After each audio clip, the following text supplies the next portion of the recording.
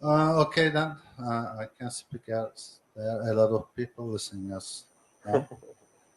Today we will talk about how Web3 is transforming gaming. And we have only one guest because will not be here. He has a very good reason actually. He lost his cousin today and he has to join the funeral. That's why only Tolga and me is here, but actually, Tolga is working on a very good title, and I hope it can be a very good guest for us here today. So we will be talking about Web3 games, and actually how the Web3 is transforming the gaming industry. Because almost all of the Turkish game developers here, we are working with a lot of them as Game Factory.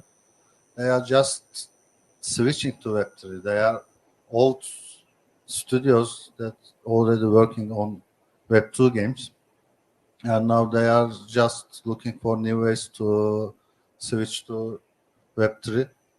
And I'm Murat Kahraman, by the way. I'm the co-founder of Game Factory. Game Factory is an incubator and accelerator. One of the biggest one, I guess. We have more than 5,000 people here and more than 90 studios. Last couple of months, a lot of them are just started to develop blockchain games and Web3 games. And Tolga is also one of our partners here. Can you introduce yourself to us? Hello everyone, this is Tolga Ozturk. I am the CEO of the Funverse Games. I have over 12 years experience in the gaming industry as well.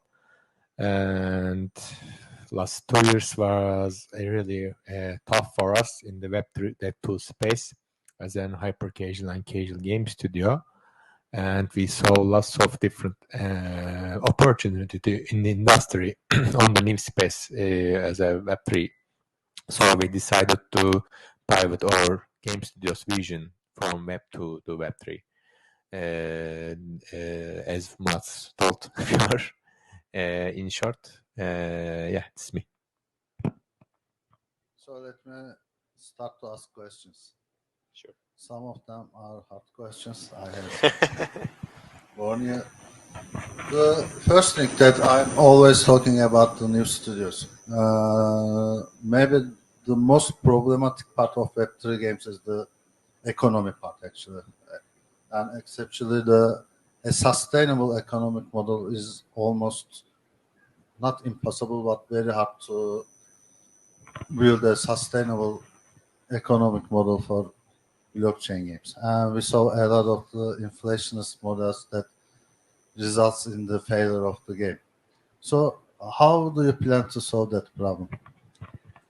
Actually, there is no plan at first, but we have really big expectation about to solve this problem as all the industrial leaders.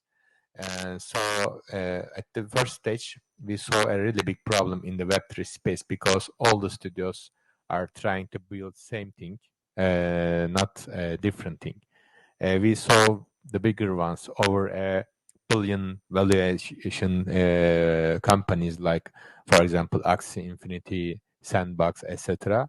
So we just inspect their models and we try to change how we can do different things in this space. So we are trying to find a really different models to solve economic inflation problem. We solve the one of the biggest problem is that in the Web3 space, people are just looking for to find really okay. Thank you. To find a really niche user in this space who has wallet, who is trading crypto, but it does not mean anything on the gaming space right now because your user base is limited in the Web3 space. So you should focus at first to increase your user base in the gaming industry. And if you don't have community and if you don't have game that has really good mechanics, well-designed mechanics, it does not mean anything for the people, for the community. And if you have not community in the gaming industry, you have nothing. So you should have a really big community and create the bigger one to build better But you mean community. real gamers community? Real gamers not community. the traders only. Yeah, not the traders, because cash is the king and the cash is on the Web2 space at this case. So you can try to convert them, their behaviors from Web2 to Web3 is the really one of the most important strategy in here, as I guess. So you told community, then we can go on with the community part. Now, everyone actually is saying that the community is the most important part of Web3 games, blockchain games, but nobody is talking about how to build communities. Because all of us know, yeah, community is the greatest part, and it is very easy when you have the community to fundraise or just to list on an exchange. But really, I didn't saw anybody who's talking about how to build a community and how to build a real one actually, without bots or other things. So, what are you doing on the community side? Actually, at the first stage, you should give them a really trustable base on your game. You should give them a reason to play your game, because players' expectations just play a game and having fun. So their first motivation should be this, not earning money, for example, because when your token valuation going deep, they will look for another game to gain more. So you should create a really powerful user base at this space with the players, not a play to earn users actually. So if you can serve them play to earn mechanics as a side quest, for example, it's a second plan, it's a second motivation of the players. I am playing and having fun, and also I am gaining lots of token, for example. So if you can create this kind of a motivation on the players, I think you can be successful in the near space. So you're saying that you need a real game first, then you start with the game.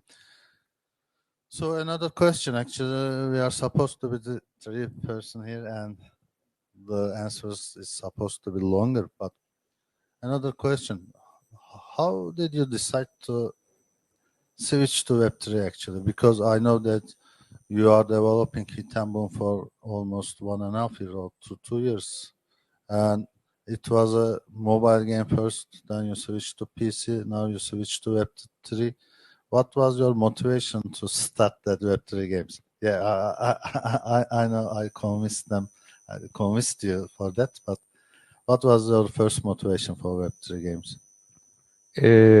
Actually, at the beginning of my journey, it was just the first motivation of me to play and create core games, develop core games. So I was building different kinds of multi games or single player PC games in the past experience of me, and I just failed too much in this space because there was no, for example, 10 years ago or 8 years ago, there is no HR or enough investment opportunity in the gaming area. So we just focus to increase our revenues in this case to build better products and also create the bigger ones with our own capital at the first stage, at the kickoff. After that, we decided to prove it's a really big opportunity to do venture capitals. So at the first stage, yeah, we just try to build mobile games because it is easy to build, it is easy to develop, and with a really low cost of salaries, you can create a really important titles in the mobile space in the Web2. But after somehow we create over maybe 200 titles, with hyper casual and casual side. For example, we worked with a lot of publishers like Voodoo, like Roller Games, like Supersonic, Azure Games, etc. Over 10 maybe.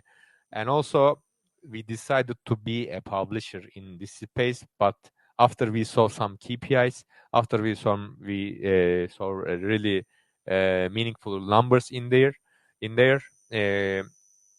we saw that there is no opportunity to being a unicorn in here. I don't want to waste my 7 years for nothing. Yeah, you can increase your valuation, you can increase your revenue in here, but at the end of the day, your journey will end because of the cap of the market. So I decided to shift our vision from Web 2 to Web 3. That's why I decided. And also, 4 years ago, I tried to find a investment on the blockchain space for my MMORPG project 4 years ago. But there was also no motivation in this space 4 years ago because people don't believe blockchain, people don't believe MMORPG games with real currency, illegal currency, because we know that is the gap in the market. Actually, there is a gray market that people are keep trading each other from third-party websites, for example, with their items with real money, but there is no trustable space for this in this case. Also, there are lots of people creating different kind of websites to let them trade from their platform, and they have really good revenue in this space. So the estimation of this space market size is about $2 billion, for example.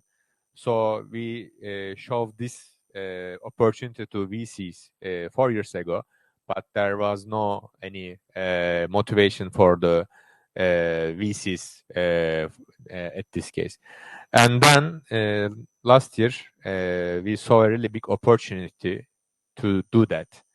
This is the time to build Web3 games in here now because of the successful cases. We saw lots of NFT motivation. People are just creating their wallets like a crazy people because they would like to make money in a short way. So this is the first motivation, as I guess, because in the emerging countries, they are just trying to build some games, or also they are playing some games to make money fast. Yeah, we saw that, and a lot of people just saw the play to earn games at that moment as an alternative to their day job, and some of them just made that money, earned that money also. But now it is almost impossible to make that kind of money with the games because of the game economies and the inflation of the tokens. And we can see that every play to earn games, almost every play to earn games are just failing because of that reason. So when you're talking, you talk about the first project, the game items marketplace, game assets marketplace. And then I just want to ask you that question. Now, first we saw play to earn games, and now we are seeing actually new games and new models. But almost everybody in the industry is just thinking that in-game currency, in-game token, crypto token are just necessary.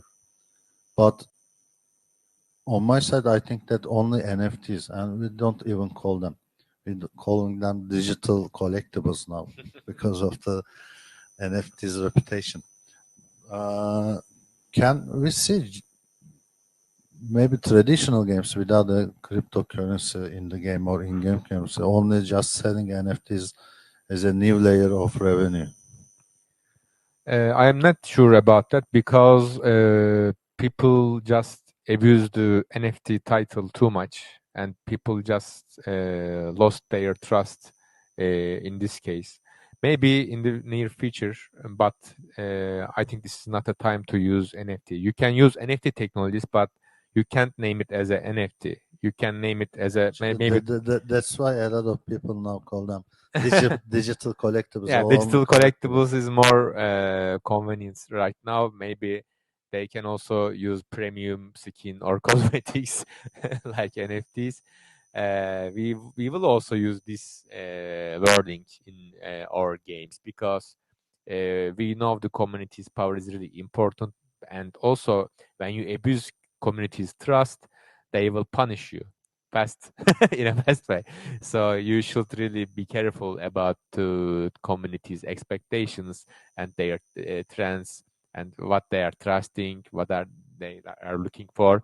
So you should use all your marketing and naming and trademark assets that will you use to gain their trust. And another question. This is a little bit harder one actually.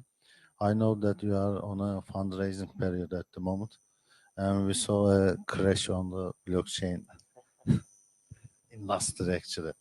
And the crashes are not about the failures are not about the blockchain itself. It's about the people who are just scamming other people. But I guess it has an influence on your game and on the gaming market. And what do you think about it? It will be easier or harder to raise to find funds for the games on the crypto channels? Yeah, crypto channels is tough right now, but because FTX problem, because of Luna's problem before that, but maybe 3 months later, another one will gonna exploit. We don't know. But it is not about the people. It's not about the companies like that. It's crypto is about a technology, and we should actually solve this problem with this technology, and we should find a new kind of a solutions and serve the people, serve the player to gain their trust, and also maybe let them earn from your tokens, for example. Yeah, it's really hard to make a fundraising on the crypto nowadays. Maybe after 2 or 3 months later, it will be easier. But nowadays, I think people and companies should focus on the equity part of it right now at the first stage. Maybe they can also buy one to their user base or their communities. Also, maybe they can make their own launchpad or own crowdfunding, not equity based, token based crowdfunding, for example. So people who have experience about creating community is the key point, as I guess, because if people have lots of experience about to create core games or multiplayer games communities, they can build the better ones, and they can also make really successful fundraising, as I guess. Yeah, definitely, you're right. And I can say that it's an opportunity actually. These times, especially the bear market, it's an opportunity for building actually, because you have to be ready for the next bull market. And if you have your product ready at that time, you will be the one who have advantages actually. And let me ask another discussion point. Do you think that Web3 games, blockchain games, should be fun-based or earn-based? From the user's perspective, Yeah, from the player's perspective, actually. On the other side, on investor perspective, yeah, it's to be earn-based.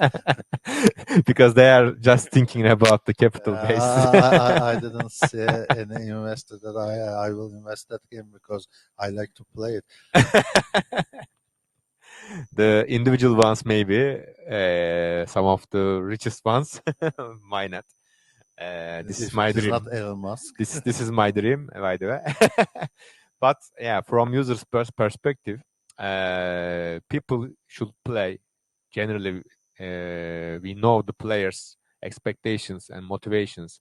When we go to, for example, esports centers or the internet cafes or the go to any high school. People are playing. Youngest one more play.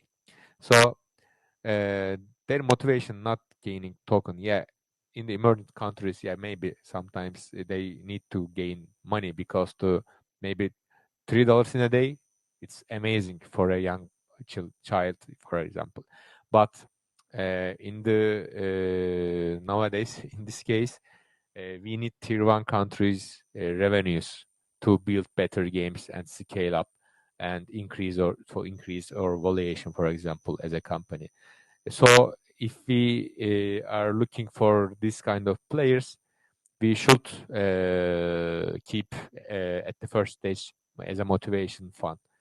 It need to be fun based, because if they are not playing your game, if your KPI is not good on the retention based, maybe daily play time, or yeah, maybe another KPIs like CPI or key factors, or they are playing with their friends, for example, as a social part of the gaming, which is the important one.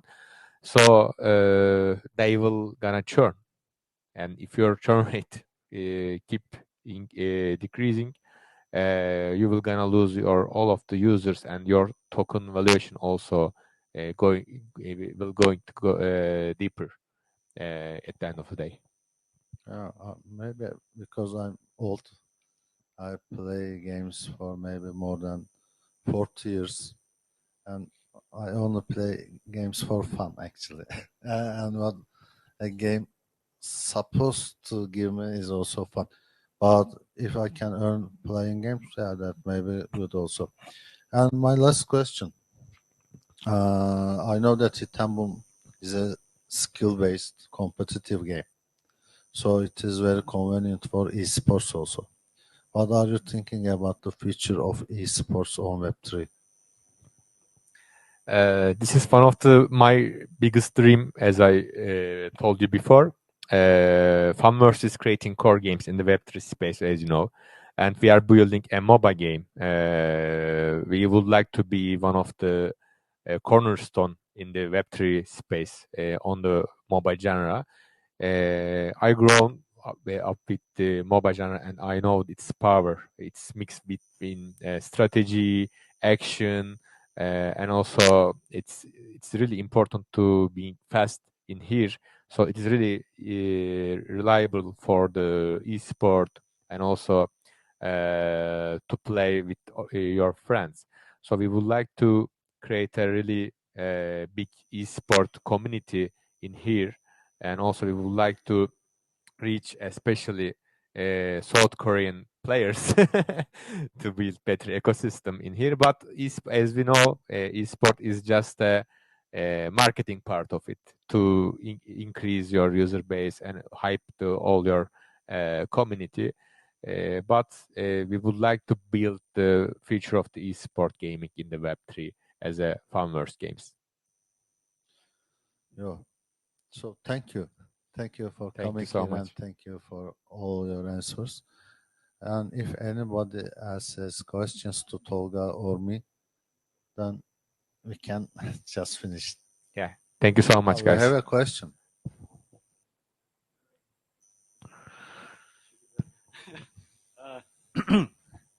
What is the main challenge for the studio who, for example, have some experience in developing hyper casual games in mobile, if they want to kind of start developing for Web3 games on blockchain? What are the main difference, the main challenges between it?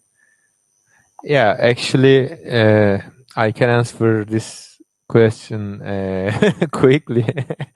Actually, technology is the main part, because the traditional game developers are don't have an idea about the building technology generally, because they are focusing on the create really good looking games in the past. But nowadays we need to find solution on the new space, because Web3 is a new thing for these people. So they need to learn smart contracts, how it works, how can we connect with smart contracts on backend topologies or also front end, for example. Maybe they didn't create a website as a native with native code, for example, in the past. By now, they should know all the technologies, all the different kind of technologies to solve problems that come to them as a barrier in there. And also there's a difference that that's how you work actually. On the hyper casual, you have to just build a lot of prototypes, and you have to be fast, and you have to test it, and you are killing them, almost all of them actually. But on the Web3 part, you don't just test and killing it. You don't kill any games actually. You are working on just one title, and you have to make it work. That's the main difference. You don't have a chance to, oh yeah, I will try and kill that game.